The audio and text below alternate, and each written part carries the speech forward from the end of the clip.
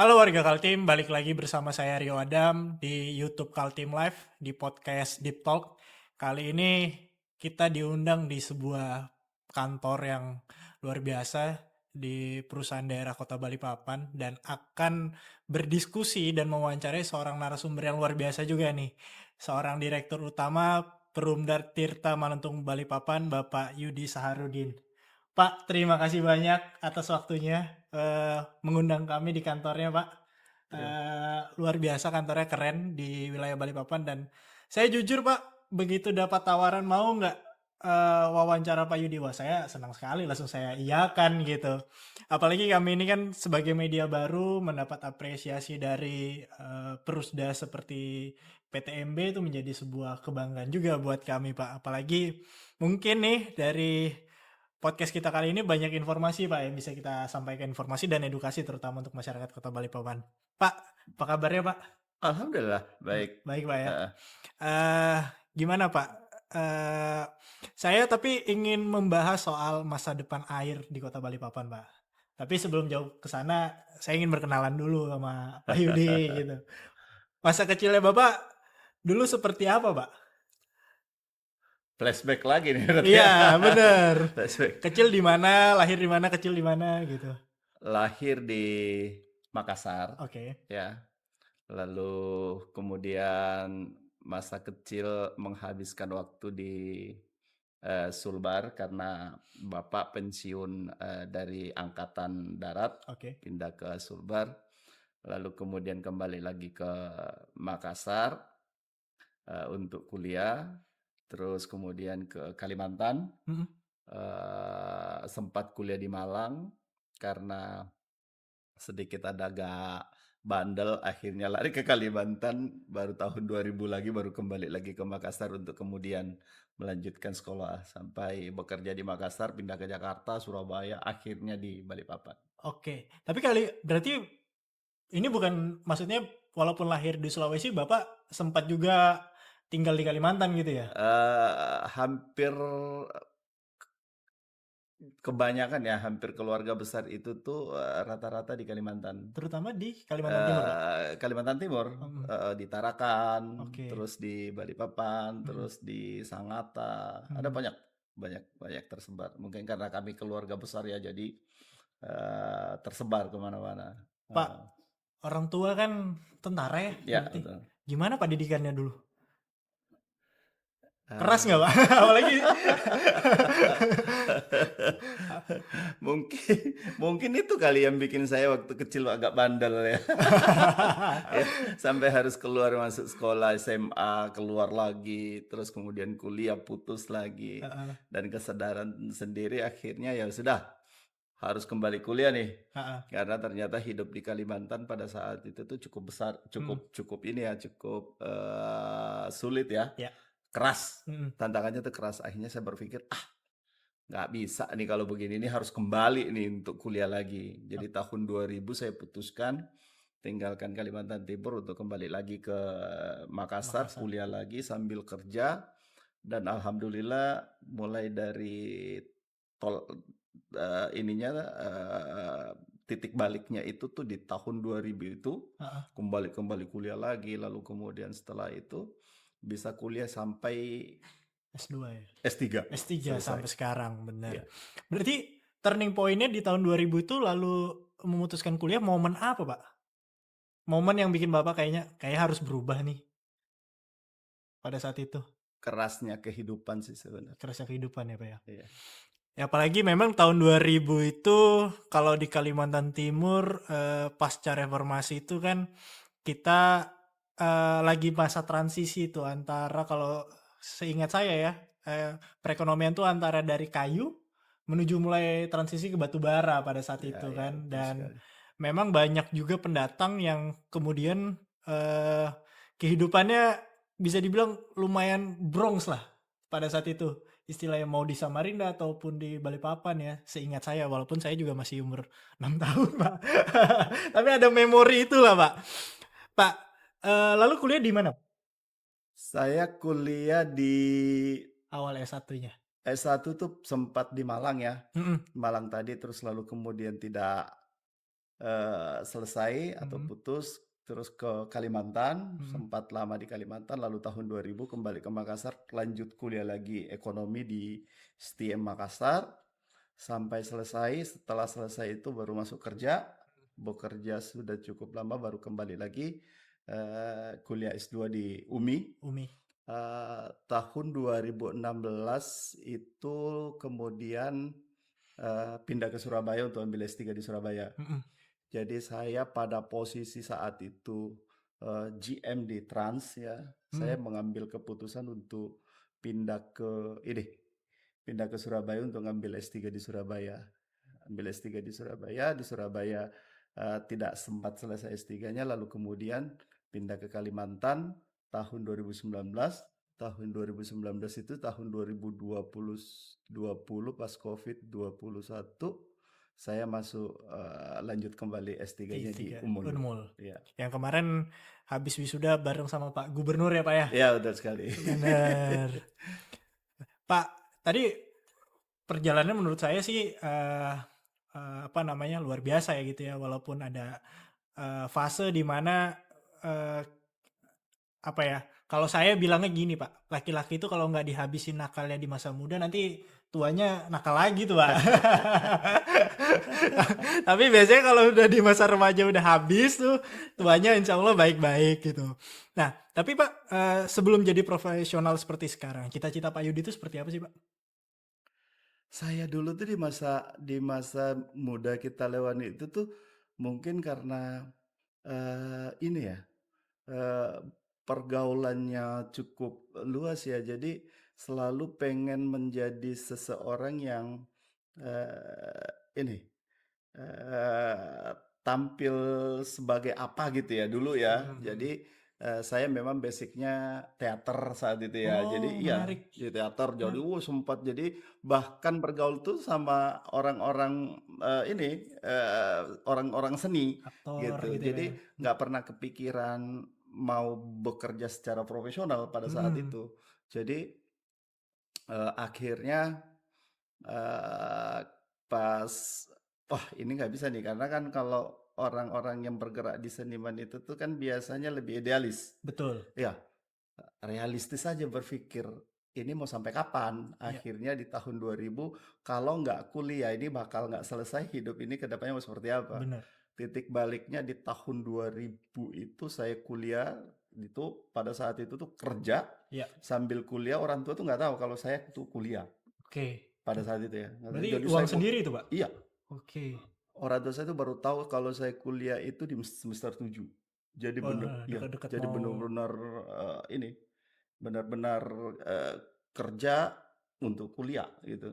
oke. Benar-benar itu sampai 5 tahun, 5 tahun pada posisi manajer saat itu saya berhenti dari tempat bekerja itu, kemudian saya pindah kerja lagi. Mhm. Pindah kerja lagi itu downgrade lagi tuh, dari Mmm, manajer itu turun lagi tuh mhm. menjadi supervisor saat itu tuh. 5 tahun lagi kemudian saya mencapai lagi posisi puncak tuh, jadi manajer puncak saat itu. Akhirnya, tahun 2010 bergabung dengan Trans Corporate, Mhm. ditempatkan di Makassar, lalu, masuk sebagai asisten manajer dan alhamdulillah 4 tahun saya bisa mencapai posisi GM. Iya, Pada saat itu tuh berpikir ini harus kuliah lagi nih, kalau nggak kuliah stagnan nih, iya, akhirnya ngambil kuliah lagi S2 di UMI iya. di Makassar. Setelah itu eee, selesai S2-nya, sudah ini harus lanjut nih, harusnya ngambil S3 di Di Surabaya ya? Surabaya. Cuman di Surabaya tidak long term, dapat tawaran di Balikpapan dan saya berpikir sih seperti ini, emang kayaknya kalau saya memilih 3 kota, Mmm, kalau saya memilih kota untuk menghabiskan masa tua saya harus memilih kota yang nyaman nih. iya. Saya belum pernah cukup lama tinggal di Balikpapan, tapi saya memasukkan Balikpapan itu sebagai kota yang menjadi next saya untuk Menghabiskan hidup ya? menghabiskan masa tua nih. Akhirnya tahun 2019 saya dapat tawaran bekerja di salah satu perusahaan di Balikpapan. Balikpapan, pindah. Mhm. Tidak pikir panjang, pindah langsung kuliah lagi S3 di Unmul. Umul. Dan sampai sekarang alhamdulillah bisa berada di Balikpapan dan menjadi orang Balikpapan. Udah pasti jadi orang Balikpapan lah, Pak. Iya. Tapi menurut saya itu cerita yang memang menarik sih, Pak. sekarang itu perjuangan bagaimana seorang sampai di titik ini kan kadang kan orang melihat bahwa oh ya enak udah di posisi direktur gitu, tapi proses untuk mencapai ke sananya itu kan kadang banyak orang yang nggak tahu, Pak. Makanya kenapa podcast ini kita hadirkan sebenarnya, Pak, gitu. Karena gini, Pak, saya juga mungkin di posisi sama kayak Bapak gitu, kerja dulu baru kuliah. Dan tahu banget susahnya kerja sambil kuliah itu, Pak. Maksudnya membagi waktunya ya udah PR ditambah dengan tugas-tugas gitu. Dan apalagi orang tua nggak tahu kan, Pak, ya. Tapi nggak ada dorongan untuk jadi tentara, Pak, dari orang tua? Ada, Ada. ada, tapi passion-nya nggak di situ kan. Iya, iya, iya. Passion-nya nggak di situ. Pak, ini aku pengen masuk sedikit ke pembahasan utama kita nih, Pak. Kan kemudian tadi Bapak bilang 2019 masuk Balikpapan di salah satu perusahaan yang luar biasa gede sekali lah sebenarnya di Balikpapan. Banyak orang yang tahu, Pak, sebenarnya perusahaan itu. Lalu kemudian ngikutin seleksi jabatan direktur PTMB gitu kan, Pak, di 2023 ya, Pak, ya. Niat awalnya untuk ngikutin seleksi tersebut tuh apa, Pak? Sudah, mesti sore kurang masuk. Iya. Sip. Oke. Oke, jadi gini, ada yang menarik sih sebenarnya ya, karena saya tuh pernah kerja di Bali, di Jakarta, di Makassar selama 6 tahun, lalu kemudian di Surabaya selama 3 tahun, terus di Balikpapan. Berarti kan saya memang profesional, jadi Iya, swasta murni gitu ya, swasta setuju. murni. Jadi tentu ini berbeda nih kalau misalnya kita masuk ke dalam birokrat pemerintahan nih, karena PDAM itu atau BUMD itu bagian daripada pemerintah gitu Betul. kan ya. Itu tantangan tersendiri. Jadi sempat sebenarnya sih ragu untuk masuk ke dalam dunia itu. Oke. Gitu. Ada hal yang menarik karena gini, saya coba bersosialisasi di lingkungan seputaran tempat saya bekerja, dan pada saat bersosialisasi itu tuh ada ini ya, ada terketuk dalam hati saya itu karena ngobrol sama masyarakat di situ tuh. Hmm. Ini jujur karena saya mendampingi istri saat itu tuh untuk turun ke lapangan sosialisasi karena Ya. dia masuk salah satu partai ya. Hmm. Itu hari untuk sosialisasi, keluhan masyarakat itu memang lebih banyak di air, dan ada warga yang mengatakan, "Pak, kami ini kalau mandi karena pakai sumur yang tidak layak itu sampai apa namanya, samponya nggak berbusa gitu loh." Hmm. Jadi saya, sesulit ini ya ternyata. Oh, berarti Hmm. selama ini tuh saya berada di dalam apartemen, di dalam ini tuh tidak Ya. mengetahui apa yang terjadi di sekitaran saya gitu kan. Ya. Akhirnya begitu pas ada seleksi, suruh ikut nih, ayo ikut. Awalnya ya udah ikut, nothing tulus. Ya. Ikut aja lah seleksi. Sampai saya mengatakan, saya kalau nggak nomor satu paling tinggi nilainya saya nggak akan masuk gitu Ya. kan ya. Masuk, seleksi, ikut seleksi, karena mungkin bersamaan pada saat itu saya juga menyusun disertasi ya. Jadi Hmm.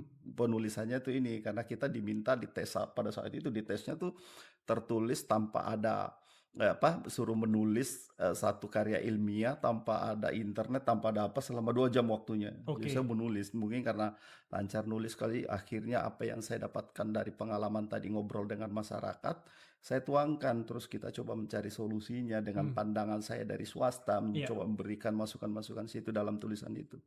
Ikut wawancara saat itu, akhirnya keluar hasilnya, Bapak lolos nih jadi pertama. Itu pun masih berpikir berapa bulan untuk bisa masuk, karena saya bilang, kalau saya dari swasta masuk apakah saya bisa beradaptasi gitu kan ya. Ya. Tapi saya mengikuti jalan hidup aja, bahwa setiap sesuatu itu tuh sudah pasti atas rencana Tuhan. Akhirnya saya bilang, ya udah deh, Betul. Karena putuskan join Pak ya, gitu. ya. Dan Ber- ternyata Berarti emang ada panggilan hati juga, Pak, ya untuk ke pasti, sini ya gitu, pasti. dan kebetulan jadi yang terbaik gitu pada saat tes gitu kan, bisa dicek lah nanti itu bagaimana hasilnya. Tapi kan gini, Pak, private sector dan BUMD ini kan public service obligation, Pak, ya. Walaupun dia berbisnis tetap ada tanggung jawab ke masyarakatnya gitu karena dia bagian dari pemerintahan. Selama setahun lebih ini, Pak, setahun lebih sudah ya? Kurang lebih ya. Ya, Tantangan terberatnya apa nih, Pak, yang dialamin? satu culture dengan swasta berbeda ya. Betul. Berbeda. Kalau di swasta itu kan pengambilan keputusannya bisa lebih cepat. Benar. Ya, karena kita membuat rencana kerja apa segala macam, laporkan ke owner atau direktur atau pemilik saham, Mm. oke disetujui, jalan. Eksekusi Siap, langsung. setuju. Karena kan tidak ada resiko lain kecuali uang perusahaan. Ya, Tapi ketika kita masuk BUMD itu banyak sekali. ya, Permasalahan memang yang harus dan sangat harus hati-hati sih ya, memang ya. Karena biar gimana pun ini dalam mengelola uang negara nih ceritanya nih ya. Dan di BUMD itu sebenarnya dwikarya, ya, benar. sosial dan bisnis dan Bisnis. usaha Ya, ya. Jadi ada sisi layanan, ada sisi profit ya, sebagai perusahaan. Nah, benar. tantangannya ada dua gitu. Dan setiap langkah-langkah yang kita mau ambil itu harus ada aturan yang mengatur di atasnya. Hmm. Jadi mulai dari aturan PP, Ya, terus Permendagri atau Permen, lalu kemudian turun ke Perda atau Perwali, lalu dibuatkan dalam bentuk Perdir. ya, Ya itu jadi betul-betul harus tersusun ya. dan itu tuh betul-betul dilihat dari sisi administrasinya Administrasinya harus betul-betul saling bagus. tabrak atau tidak Iya, gitu kan Pak ya. jadi itu pun tuh pemeriksaannya panjang apa segala macam. Jadi ada sedikit lah memang yang berbeda, tapi kehati-hatian itu justru membuat hal sebenarnya kita lebih bagus Ya, ya, lebih bagus. Oh, jadi ada tantangan lah tersendiri lah ya. Saya tidak mengatakan bahwa itu membuat susah, tapi itu mengamankan kita untuk bertindak lebih hati-hati ya, lagi. karena challenge-nya akhirnya berbeda kan sebenarnya kan Ya, pasti. dibilang susah enggak, cuman beda aja dia. Ya, pasti. Prior ketika duduk pertama di sini Pak di kantor ini, problem pertama yang Bapak temuin apa Pak? Saya duduk di sini di tepatnya tuh gini, dilantik tanggal 20 apa tanggal 30, lalu kemudian on board di sini itu di tanggal 2 Dua. Januari. Posisi pada saat itu kita lagi menghadapi perubahan iklim yang ekstrim. Oke. El Nino di mana hujan sudah berapa Lama bulan ya. tidak turun, air yang dimanfaatkan dari waduk saat itu tuh dikurangi produksinya hingga 50%. Hmm. Ya, dari sejak bulan 10 di tahun 2023 itu luar biasa. Ya. Itu luar biasa tuh. Jadi setelah sebelumnya perekonomian diuji dengan COVID ya yang Ya. cukup panjang ya hingga pertengahan tahun 2023, lalu tahun 2023 semester keduanya itu dilanda lagi dengan perubahan iklim, hujan, dan itu bukan hanya di Balikpapan. Ya. Di Makassar juga sama, di tempat lain juga sama. Bahkan pada saat itu saya ingat sekali di Makassar PDAM-nya itu diambil alih oleh pemerintah, wali kota, dan dikeluarkan status darurat Oke. kekeringan pada saat itu. Dan bulan Januari saya masuk itu dalam kondisi separuh kita tuh hanya produksi 50%. Oke. Ya. Wow. Kalau misalnya kita membandingkan antara daerah lain seperti Jawa atau Sulawesi yang mungkin punya alternatif sumber air yang bisa dimanfaatkan masyarakat, tidak terlalu berat. Ya. Namun ini berbeda. Ya. Ini benar-benar berbeda. Balikpapan itu tidak punya sumber air baku seperti mata air Ya. atau sumur-sumur yang bisa dimanfaatkan oleh Betul, warga. betul. Ya, beda lah sama Sulawesi sama ini. Jadi betul-betul yang diharapkan oleh warga di Balikpapan itu adalah PDAM dengan sumber air baku yang berasal dari curah hujan. Curah hujan, ya. Gitu. Itu yang membuat kita tuh apalagi karena kita produksi cuma sekitar 50% pada saat itu kalau kita flashback ya. Lalu kemudian di tahun 2024 di bulan Juni kemudian hujan udah cukup deras. Kan perubahan iklim itu cepat ya. Drastis Pak sekarang. Iya, jadi dari sebelumnya itu kering nggak pernah hujan, tiba-tiba hujan nggak berhenti, itu juga membuat lagi masalah baru tuh. Karena ada beberapa longsor terjadi karena memang topografi Balikpapan juga yang berbukit ya, mengakibatkan beberapa infrastruktur kita rusak ya. Saat itu contoh misalnya di Kilo 5 di depan Nirwana itu tuh ada pergeseran tanah mengakibatkan pipa air bersih kita tuh pecah dan itu bocor keluar. Itu tuh tantangan-tantangan yang seperti itu karena kita juga menghadapi saat ini kondisi di mana pipa-pipa yang sudah tua yang rentang untuk itu pipa induk Pak. Pipa induk ya. Berapa panjang sih Pak pipa induk kita itu Pak? sejauh ini. Dan saya juga ada pernah baca kan Pak Yudi juga mendorong untuk penambahan kan, perpanjangan pipa induk ya, ada ya atau enggak? Saat ini memang di tahun 2025 program jangka pendek kita tuh lebih ke rehabilitasi, revitalisasi, dan optimalisasi. Jadi kita mengoptimalkan semua produksi air yang ada, kita rehabilitasi pipa-pipa yang mengalami kerusakan, Ya. revitalisasi lagi semua pompa-pompa, booster-booster itu supaya kembali yang tadinya itu menjadi vital banget lalu kemudian terhenti, Ya. ya kita benerin lagi semua. Dan alhamdulillah di tahun 2024 NRW atau non revenue water atau tingkat kehilangan air itu dari 30 turun menjadi 27. Ya artinya ada air yang kita bisa bagi sedikit. Nah ini saat ini kita masih melakukan perbaikan jaringan, terus pasang booster sehingga air masyarakat yang kami layani yang di atas gunung itu bisa Wilayah-wilayah ya perbukitan itu ya, Pak ya. itu saat ini. Nah udah mulai cukup bagus nih. Jadi produksi juga udah mulai meningkat. Nah, tentu ada implikasi-implikasi lain yang muncul baik dari perbaikan pipa maupun optimalisasi IPA. Karena produksi cukup meningkat, terus kita lagi melakukan perbaikan pipa, implikasinya biasa terjadi kekeruan air yang diterima dari masyarakat. Ya. Makanya saya minta kepada tim supaya secepat tanggap. Jadi begitu dapat satu daerah ada wilayah nih Pak yang airnya keruh atau apa segala macam, segera turun kuras karena mungkin itu dari faktor kita lagi melakukan perbaikan atau faktor pada saat produksi airnya ditekan yang tadinya cuma satu pompa ditambah 2 pompa dorongannya cukup kencang lagi volutan di dalam itu ikut itu juga mengakibatkan tuh beberapa efek. Lalu saat ini yang tantangan terbesar lagi kami menghadapi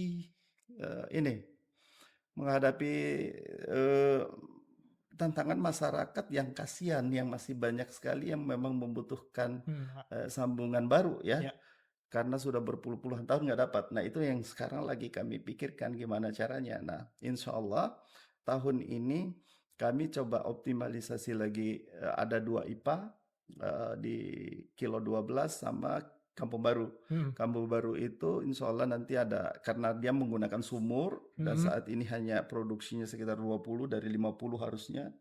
Lalu di Kilo 12 ya harusnya 100 tapi berproduksi hanya 80.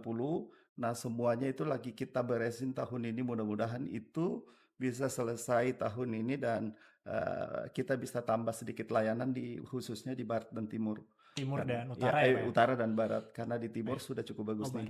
Untuk jangka menengahnya insya Allah nanti kami udah bahas dengan pemerintah kota, Embung Aji Raden segera diselesaikan, berarti ada tambahan 200 liter per detik ya.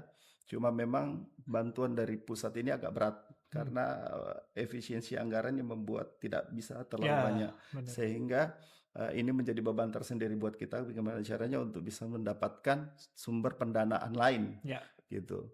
Nah tentu tidak hanya sampai di menengah.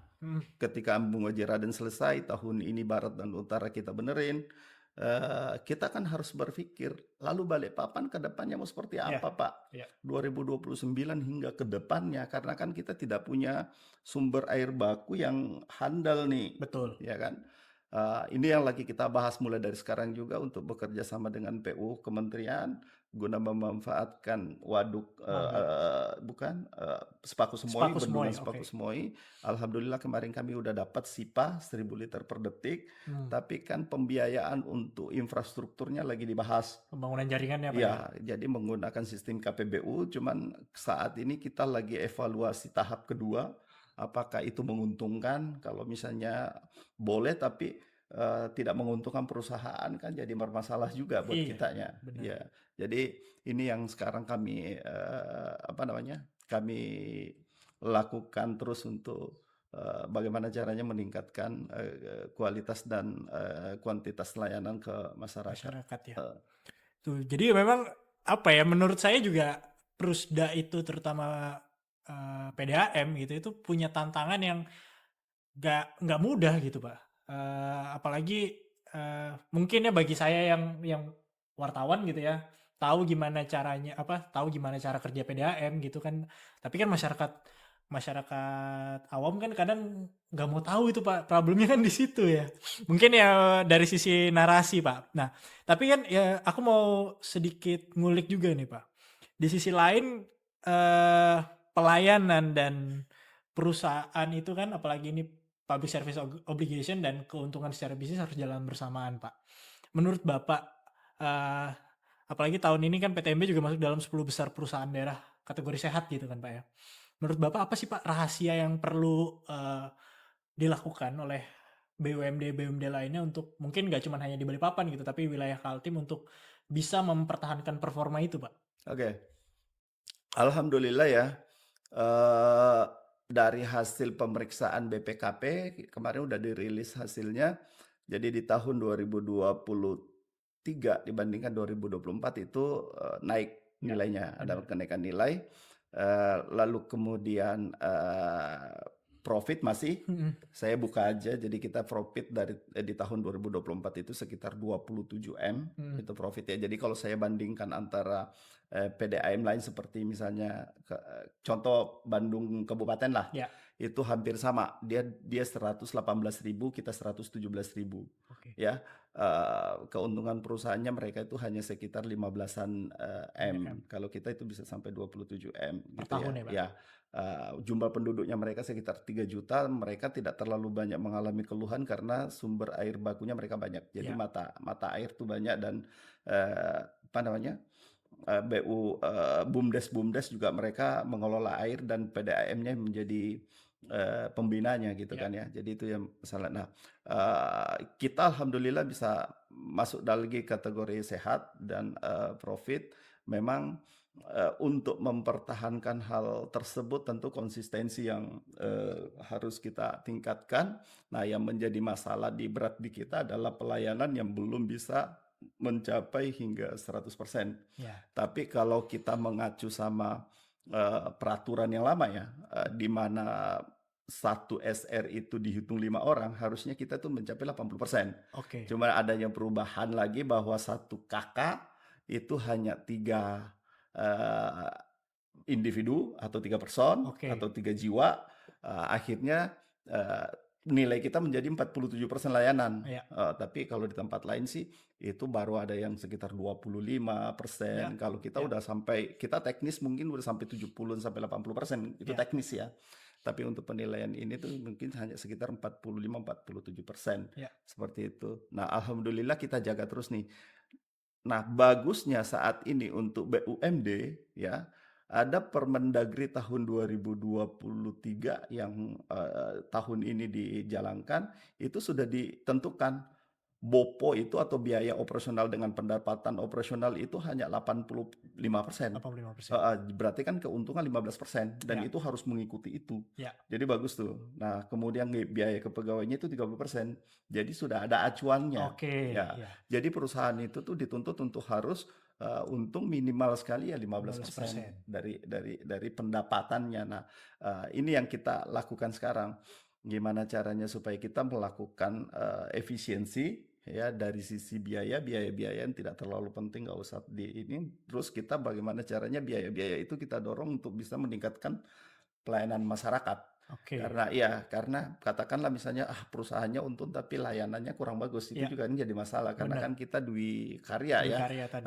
gimana caranya bisa mengutamakan layanan di perusahaan yang tetap sehat dan, tetap menguntungkan, gitu. Benar-benar. Nah, ini mungkin bisa jadi contoh kali Pak buat bukan hanya BUMD sih, tapi juga perusahaan-perusahaan di sektor lainnya ya, terutama yang berkaitan dengan jasa gitu. Menurut saya Ya, sih seperti tapi itu. apapun pencapaian yang kita capai dari sisi manajemennya, tapi kalau selama, layanan itu belum 100%, Ya, itu tetap di mata masyarakat, belum maksimal, betul. gitu ya. Tapi kalau saya mau sampaikan ya bahwa di Indonesia saat ini nasional, air perpipaan itu baru sampai 29% layanan. Ya, benar. Heeh, 29%. Kalau dibandingkan dengan India masih lebih tinggi, India, Vietnam masih lebih tinggi. Oke. Iya, jadi mereka itu udah cukup tinggi 40% layanannya, perpipaannya ya. Di Indonesia itu mungkin masih banyak lah Ya, tempat-tempat lain yang menggunakan sumur kali ya. ya, Tapi kita di Balikpapan sudah lumayan ya, sudah sampai 70% yang bisa kita layani. Nah, itu tuh yang membuat oh, PDAM itu apa sih, gimana sih, Iya, itu segala iya, macam kayak iya, gitu iya, ya. iya. Karena memang tidak saya diundang sama Bank Dunia dari Singapura kemarin, dikumpulkan dari seluruh negara itu yang menjadi member, itu tuh di Singapore International Wastewater Forum ya, di sana. Terus kita lihat tuh, mereka tuh punya yang namanya water center. Oke, ya, Water center itu tuh mulai dari karena kita hampir sama tuh sama Singapura ya. ya, Kenapa benar, di sana terjadi percontohan? Hampir sama. Mereka juga tidak punya sungai yang handal. benar. Mereka bendung airnya itu yang tembus ke laut, Mm, lalu itu kemudian diolah. Jadi kalau di Singapura itu ternyata dia masih menggunakan air dari Johor Bahru 50%. ya, Dia masih menggunakan desalinasi, tapi desalinasi itu tidak digunakan untuk konsumsi masyarakat. mm, Itu digunakan khusus untuk industri. mm, mm, Yang digunakan lainnya adalah air hujan yang turun dikelola, mm. disebut mereka reservoir, padahal Reservoir. itu adalah embung kalau di kita Iya, atau waduk ya. Lalu sanitasi masyarakat juga dilarikan ke situ setelah diolah di iya, ipalnya ya, termasuk limbah domestiknya diolah lalu kemudian dimasukkan ke dalam water center. Water center mengolah lagi menjadi new water iya, atau clean water, clean baru water. dialihkan ke masyarakat gitu. Tapi mereka bisa melayani air perpipaannya itu 100%. Karena Desalinasi desalinasi itu mahal kan, Pak ya? mahal, Mahal kan. mahal. Bahkan Dubai aja mungkin baru Dubai kali yang berani investasi Ada ke sana. banyak sih, termasuk di Balikpapan ada sih, Pertamina udah. Udah Dan melakukan. kemarin kita ada komunikasi dengan Pertamina. Pertamina akan membuat desalinasi cukup besar ya. Hmm, Tapi memang itu untuk industri. iya. Either di Singapura pun, di Iya, iya, Singapura desalinasinya itu bukan untuk dipakai oleh masyarakat. iya. Itu benar-benar dialihkan ke industri-industri. Jadi industri itu kalau bisa jangan menggunakan air tanah, jangan menggunakan air dari PDAM, tapi menggunakan air desalinasi. Nah, ini menarik, Pak. Karena tadi Bapak juga sempat nyinggung Singapura. Eh water system kita dari pembuangan rumah tangga maupun industri ini kan masih belum apa ya, diolah dengan baik ya. Menurut saya ya, ini bisa di challenge nanti.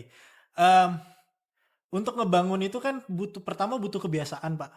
Menurut saya, kebiasaan masyarakatnya dulu nih untuk bagaimana membuang limbahnya dan lain-lain. Kedua, butuh knowledge. Jadi knowledge dari masyarakatnya gitu. Karena setahu saya di Jepang itu kan udah ada sistem tiap rumah itu sistem pembuangan air limbahnya itu kan sampai ke mana? Ke drainase itu udah bersih tuh karena dimasukkan sistem pembuangan yang untuk mengurai kotoran itu kan, Pak.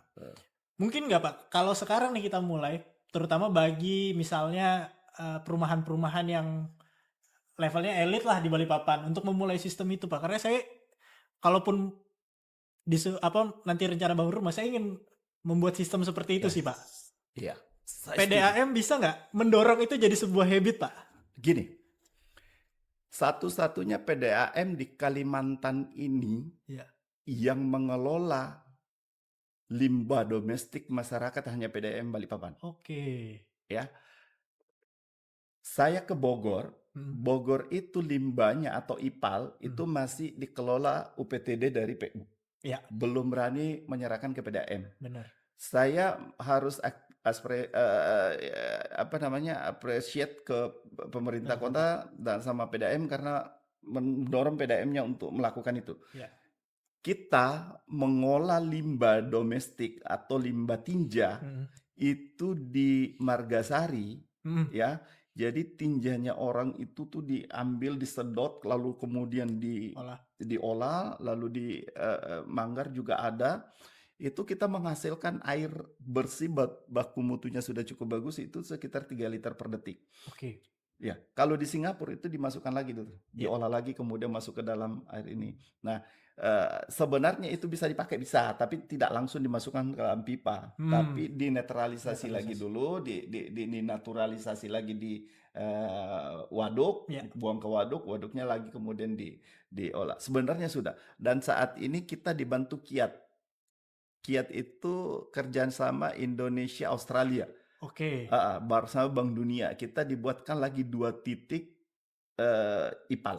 Tahun rencananya? Ini sudah mulai jalan DED-nya. Oke. Jadi insya Allah nanti akan dapat bantuan itu. Nah, sebenarnya sudah ada juga perwali untuk tangkap air hujan sehingga bisa mereduce banjir Ya, dan airnya itu bisa dimanfaatkan gitu loh. Nah, memang dibutuhkan kesadaran bukan hanya dari pemerintah tapi dari seluruh masyarakat ya, ya setuju.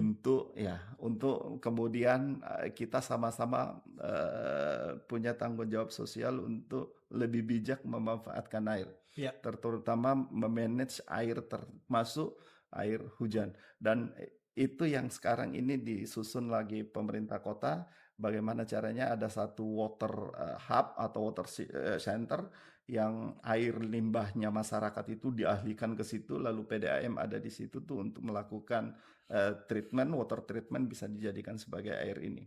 Jadi banjir bisa ya, ditekan, bener Pak. air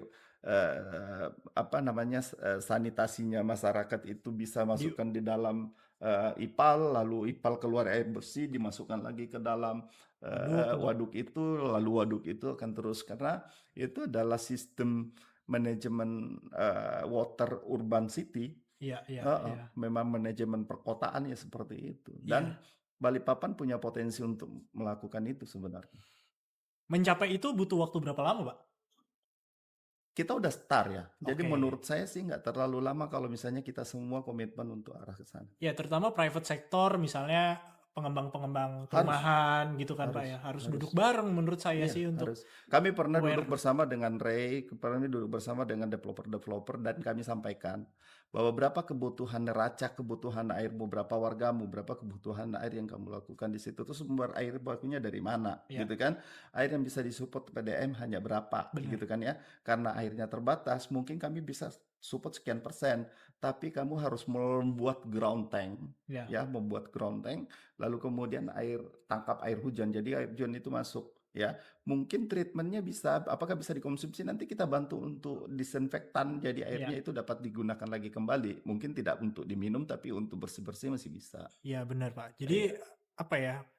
Menurut saya karena knowledge itu kan yang masih belum banyak orang yang tahu Pak. Menurut ya, saya untuk bisa menjadi terutama menjadi pengetahuan umum di masyarakat Pak. Water manajemennya mereka bagus gitu kan. Jadi kita nggak sembarangan buang air. Air pun sebenarnya bisa diurai kok air. ya.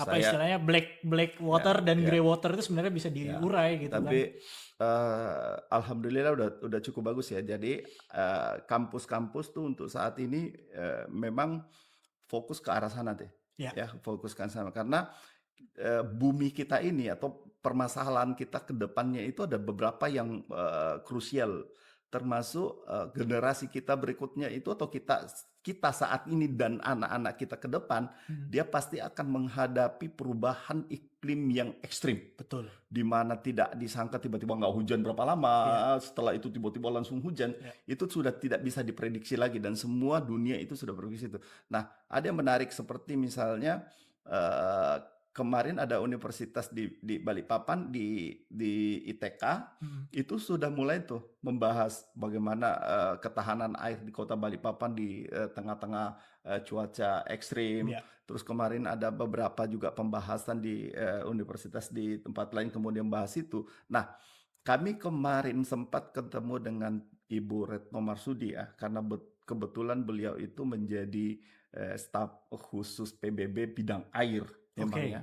Dan beliau memang meminta supaya isu air ini diangkat ke permukaan ya supaya ini menjadi konsen seluruh masyarakat nih. Ya, Nah, terutama kita yang tinggal di Balikpapan yang tidak memiliki sumber air baku yang cukup bagus ya, ya, itu tantangannya memang arah ke sana. Jadi kalau saya itu dibahas di kampus, dibicarakan, ya, biar anak-anak kita sekarang itu tuh udah mulai berpikir, saya sih gini, Saya bukan hanya berpikir tentang Balikpapan saat ini sampai tahun 2029 atau tahun 2030. Mhm. Ya, mungkin kita melakukan perbaikan, pembenahan sedikit-sedikit, terus misalnya kita dapat dari Sepaku Semua 1000 liter per detik sudah bisa memenuhi kebutuhan untuk Ya, saat ini. Tapi untuk saat ini, ya benar. ya, dan saat ini bisa dipenuhi itu hanya untuk rumah tangga. Ya, Bagaimana dengan industri? benar. Kota ini akan semakin berkembang, jumlah penduduknya akan semakin banyak, Hmm. ya. Balikpapan menjadi pintu masuk untuk Indonesia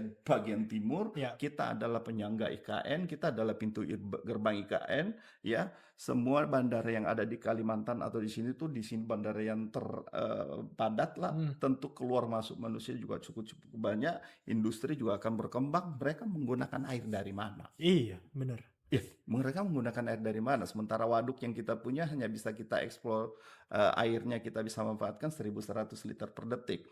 Di Tritip hanya 200 liter per detik. Kebutuhan untuk 1 juta air, Penduduk. 1 juta penduduk itu berapa kebutuhan airnya? Ya, Dibutuhkan sampai 3.500 liter liter. per detik. Oke. Kalau misalnya kita berbicara lagi, Balikpapan ke depannya hingga 3 juta penduduk. Ya, Kalau sudah 3 juta penduduk dengan tidak ada alternatif penyediaan air lain, berarti katakanlah 1000 kali 3 dari kebutuhan sekarang. Kalau sekarang saya butuh sekitar untuk memenuhi 100% kota Balikpapan saya butuh 2.350 liter per detik lagi. hmm. Berarti kalau sudah sampai 3 juta penduduk nanti ke depannya, 7.500. bayangkan aja. Betul. Benar, Mau benar. berapa? Terus dari mana kita mendapatkan air Benar, itu gitu benar, loh. benar. Kalau kita tidak tanamkan dari sekarang, Ya, ya, gitu. ya. Saya selalu mengeduket ya teman-teman bahwa kami melakukan perbaikan di di PDAM itu mulai dari cara berpikir kita udah mulai rubah. Setuju. Iya, merubah bahwa air itu sangat bermanfaat sehingga kita punya beban moral untuk bijak dalam hal memanfaatkan air. Betul.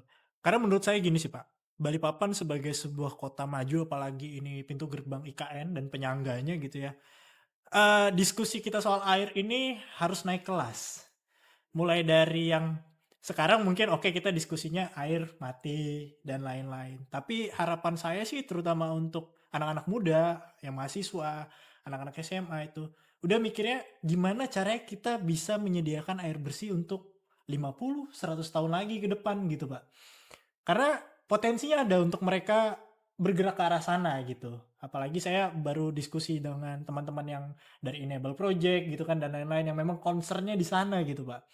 Itu sih Pak menurut saya. Ya. Jadi nggak cuman hanya persoalan yang kita bahas hari ini, kita ngelihat nggak di masa depan gitu. Jadi diskusinya harus sudah mulai naik sih Pak pembahasannya. Nah, kemarin beberapa waktu lalu Bapak juga sempat ketemu sama Menko Infrastruktur Pak Agus Harimurti Yudhoyono Pak, mengangkat isu ini Pak gitu. Dan salah satu yang didorong soal spam Mahakam Balikpapan.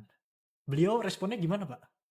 Hampir semua momen saya manfaatkan untuk menyampaikan keluhan terkait Balikpapan. Oke. Air, ya. Ketemu dengan Komisi 10 DPD RI saya sampaikan. Ya. Ketemu dengan Menko Infrastruktur saya sampaikan. Ya. Ketemu dengan Kementerian PU saya sampaikan. Ya. Ketemu dengan Pak Gubernur Kaltim saya sampaikan. Jadi semua momentum saya manfaatkan untuk menyampaikan ini. Kenapa? Pak, mari kita duduk sama-sama.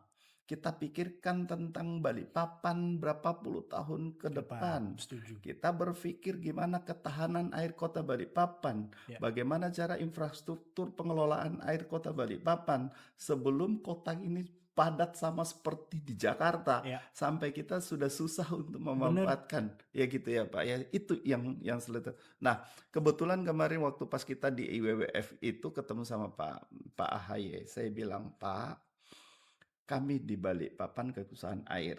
Kenapa saya dorong ini untuk saya sampaikan ke pusat? Karena wajar Pak. Di Kalimantan Timur itu ada proyek strategis nasional, IKN ada di situ. Betul. Pak. Ya kan? Harusnya daerah-daerah di seputaran IKN ini sebagai penopang IKN itu diperhatikan dari kebutuhan dasarnya dulu. Setuju. Nah, kebutuhan dasar itu adalah air. Kami memanfaatkan air dari Mahakam, kalau Jakarta ke Tangerang itu cuma 15 kilometer, Iya, biayanya nggak terlalu gede. betul. Kalau misalnya Samarinda Balikpapan, itu jaraknya 100 kilometer. Iya. 100 kilometer butuh biaya kurang lebih 4,6 triliun untuk bisa Wow, menghadirkan infrastruktur itu. Kalau itu dibebankan ke PDAM, bebankan ke pemerintah pemerintah daerah. kota, dibebankan ke pemerintah provinsi, mungkin itu tidak cukup. Betul. Cukup aja kalau khusus untuk itu Ya. aja ya. Sehingga kami meminta dengan hadirnya IKN, pusat harus memberikan perhatian lebih khusus. Sebenarnya pemerintah Kementerian PU juga sudah menyampaikan, memberikan kita masukan, memberikan kita manfaat dukungan dari Sepaku Semoy, tapi melalui KPBU. Cuman KPBU setelah kita evaluasi masih masih belum masuk hitungan kita karena terlalu mahal. Oke. Terlalu mahal, tentu itu tidak bisa kita manfaatkan, jadi sisi keuntungannya itu nyaris tidak ada, Mm, gitu. Jadi kita selalu melakukan lagi nih, kalau tidak dibantu sama pusat, tidak dibantu sama provinsi, ya udahlah kita nggak bisa apa-apa. benar. Saat ini kami masih mampu melakukan sendiri dengan keuntungan yang kami peroleh dari perusahaan, dengan dana cadangan untuk peningkatan layanan masih bisa kita lakukan, Mm, tapi kan itu terbatas, Pak. ya. Ya, jadi kalau hanya perbaikan pipa itu masih bisa, optimalisasi mungkin kita bisa menggandeng perusahaan yang bisa bekerja sama untuk membiayai itu, lalu kita kemudian mencicil dengan jangka waktu tertentu, namanya B2B, itu mungkin masih bisa. Tapi untuk infrastruktur yang sudah lintas wilayah yang menjadi kewenangan provinsi sama pusat lah. Iya, iya, Iya, iya. Walaupun idenya tiketnya. sebenarnya datang dari Samarinda gitu kan dan Balikpapan, dua-dua wilayah ini gitu kan untuk Sebenarnya menjawab. pada saat saya pertama kali di ulang tahun 2024 ulang tahun Kota Balikpapan, kita sudah MOU Iya, tiga kepala daerah ya, iya. Bupati PPU, Bupati Kukar, Wali Kota Balikpapan, Papan. itu MOU untuk mendorong pemerintah pusat Mm, menghadirkan spam regional. Sebenarnya udah kita dorong pada oke. saat itu, sudah kita tindak lanjuti ke PU provinsi. Akhirnya Balikpapan dapatlah 1.000 liter per detik dari Sulit. Sepaku Semoy. Nah, saat ini sudah masuk nih, tapi tahapnya KPBU karena ada Ya, anggaran yang terbatas. ya. Nah, saat ini KPBU itu ada 2 perusahaan yang mengajukan melalui PJPK-nya Pak Menteri ya. Oke. Nah, kita diminta untuk beli airnya. Nah, ini yang sekarang kita lagi bahas mengenai Evaluasi. harga Ya, ya, gitu. ya. Ya, semoga sih dalam jangka pendek ya persoalan distribusi air ini memang nggak gampang guys, itu nggak gampang. Prosesnya itu panjang gitu. Jadi kalau kita hari ini masih mengeluh gitu kan soal air bersih, ya memang sekali lagi Balikpapan itu tidak memiliki mata air seperti kayak di Jawa Barat misalnya ada Citarum yang memang itu ratusan kilometer kan Pak panjangnya sungai itu kan gitu, dan ataupun kayak di Samarinda ada Sungai Mahakam gitu yang memang dari hulu ke hilir tuh sangat panjang. Kita kan ada di wilayah pesisir nih Ya. dan susah memang Ya, wilayah pesisir tuh untuk dapatkan air ada bersih. 3 daerah di Kalimantan Timur ini yang mengalami kesulitan sumber air baku. Bontang, Ya, Balikpapan, sama PPU. betul. Rata-rata mereka di wilayah pesisir Ya, gitu. ya Memang memang. agak berat. Dan ya beberapa kabupaten kota di wilayah Jawa di wilayah pesisir pun juga sama sebenarnya kondisinya gitu kan Pak ya. Ada sedikit perbedaan kalau misalnya kayak di Sulawesi Barat atau di Sulawesi Tengah, Ya, meskipun mereka berada di pesisir, tapi sumber air bakunya itu sumur apa segala macam itu masih oke. ya, Kalau kita dianugerahi sumber daya alam berupa minyak, ya, atau batu bara yang mereka nggak punya, ya. tapi mereka punya air, mungkin seperti itulah. Pak, iya. Pak, aku tadi Bapak udah jelaskan sedikit dan panjang sih sebenarnya soal perubahan iklim, Pak. Apa upaya PTMB nih, Pak, untuk bisa jadi bagian untuk penyelesaian masalah persoalan perubahan iklim ini, Pak? Apalagi itu jadi kebutuhan PTMB juga sebenarnya kan, Ya, Pak? pertama sekali kita harus siap sebenarnya. Mm, Kita harus siap. Jadi kita harus siap menghadapi kapanpun perubahan itu datang. Nah, apa yang kita persiapkan? Saya udah bilang sih sama teman-teman semua. Saat ini produksi air dan tampung di reservoir. Jadi reservoir saat ini aktifkan, mm, aktifkan. Banyakin di reservoir gitu ya supaya ditampung. Jadi ketika misalnya ada permasalahan yang muncul, kita masih punya cadangan air nih setidaknya nih ya. Jadi masih bisa continue lah, itu satu. Lalu kedua, tentu kita mendukunglah segala bentuk, kegiatan yang, mensupport, ekosistem, lingkungan. Oke. Ya, misalnya kita tahu sendiri ya, Kalimantan Timur ini adalah kota wilayah yang tambangnya cukup banyak Ya. ya, terus kemudian hadirnya IKN, pertumbuhan kota yang makin pesat juga membuat pembangunan juga makin pesat ya, Ya. sehingga eh, pembangunan di mana-mana itu juga berpengaruh terhadap curah hujan Mhm, mhm, pastinya ya. bener. Jadi kita harus sadar juga nih untuk menjaga keseimbangan ekosistem lingkungan. Karena kalau misalnya kita tidak perhatikan hal tersebut, ya seperti saya bilang tadi, mungkin saat ini kita kekurangan air, bagaimana nanti anak cucu kita berikutnya ini Ya. semakin banyak orang, semakin banyak pembangunan, air hujan mungkin semakin sedikit, Ya. mereka mau seperti apa, itu yang Ya. menjadi perhatian kita harusnya. Betul, karena juga saya lihat sosial medianya PTMB kan juga cukup aktif tuh Pak di @tirtamanuntung Balikpapan, dan banyak kegiatan seperti penanaman mangrove dan lain-lain. Ya itu bagian dari usaha kita untuk sama-sama menjaga ekosistem lingkungan kita sih sebenarnya gitu. Paling sederhana mungkin ya Pak ya. Setidaknya itu adalah ide untuk menggerakkan anak-anak muda untuk lebih mencintai lingkungannya sih Setuju sebenarnya. Pak, setuju benar-benar. Eh, Mudahan bisa jadi budaya sih Pak, kalau Ya harapan saya gitu. betul. Pak, nggak kerasa udah hampir sejam ini Pak kita ngobrol, 40 menit lebih, udah hampir 50 menit. Pak, ini masuk ke pertanyaan terakhir Pak. Legacy atau warisan apa sih Pak? Apalagi Bapak sudah memilih Balikpapan untuk jadi kota menghabiskan masa tua nih Pak. Legacy yang pengen Bapak ciptakan untuk kota Balikpapan ini apa Pak? Eh, itu yang menjadi ketakutanku saat ini. Oke. Jangan sampai saya diamanahi tugas sebagai dirut di PDAM Kota Balikpapan lalu saya tidak bisa menjamin ketersediaan air hingga ke depannya. Oke. Jadi saya ingin satu, menciptakan lingkungan kerja yang sehat dan tata kelola perusahaan yang bagus Ya. tuh. Lalu kemudian kedua, bagaimana caranya meskipun misalnya bukan di zaman saya infrastruktur itu terrealisasi, Ya, tapi saya pengen kita yang memulai mendobrak itu setuju. ya minimal sign tanda tangan dulu dengan pusat bahwa itu kalaupun mungkin bukan di zaman saya, setidaknya itu sudah ada. Biarlah untuk saat ini kita lagi memperbaiki dulu. Ya. Saya rutin setiap ada masalah di masyarakat saya turun karena saya betul-betul Ya. ingin mengetahui apa permasalahan di masyarakat ya. Apa yang bisa kita bantu, kita bantu. Airnya tidak mengalir normal, kita bantu penampungan air. Airnya tidak cukup tekanannya sampai ke atas ya, kita lagi pasang booster. Kalau masih belum cukup, kita bantu pakai tangki ya. Terus misalnya daerah tertentu yang belum ada air PDAM-nya, ada sumur yang dimanfaatkan sama mereka, kami juga bantu, baik bantu tandon, bantu kualitas airnya kita cek. Ya.